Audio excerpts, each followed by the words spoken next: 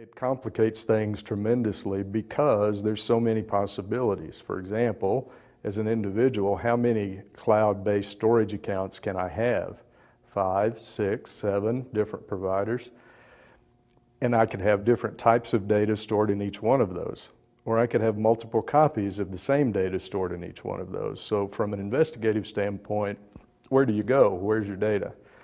Where is it stored again? Is it stored in another country that could cause you problems from a jurisdictional standpoint on the legal side? The other part of the problem is it encrypted? And if it's encrypted, how can I decrypt that data? How can I access it? How will I even know where it's stored?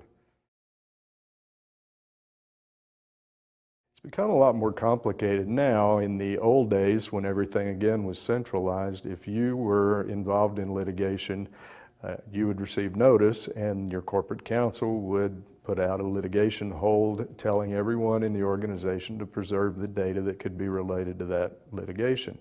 The problem now, because it is fragmented, is that you don't know necessarily where all of that data could be. And now when you compound that with BYOD, bring your own device technology, where employees are using their own personally owned devices on which this data might be stored, now implementing a litigation hold can become a lot more difficult because we don't know where the data is. Well, and the new challenges with any investigation or discovery, it boils down to timing and expense. How much time can you afford to spend to go after this data? What's the volume of the data?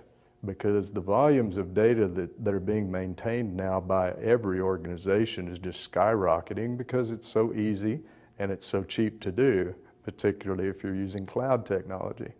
So how long is it going to take you? How much is it going to cost you to get this data? And then how long will it take to go through the increasing volumes of data to actually identify the data that might be related to your litigation? So it's really complicating it on all three of those fronts. In the old days, we would go out and take a forensic image of the physical media, but because of virtualization, those days are gone, particularly in the cloud environment.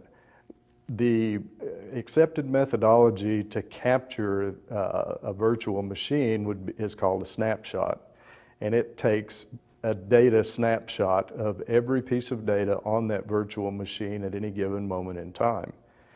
How those are validated, you can still use hash algorithms to validate the individual snapshots of virtual machines, but since data on virtual machines changes constantly, then the question becomes, how often do you take the snapshots? Over what period of time? How long do you maintain those? How do you archive those? And how valid is the quality of the archive backup? I think there hasn't been a lot of it come into the courts to this point, and I really think it's going to change how we view what is a best practice for producing evidence.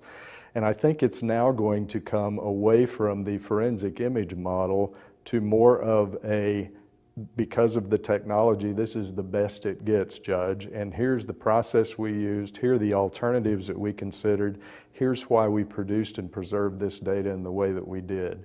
And hope that you can convince the judge through your arguments and through the validity of your process that that data should be admissible. But it is going to change our concept of how evidence is going to be produced down the road.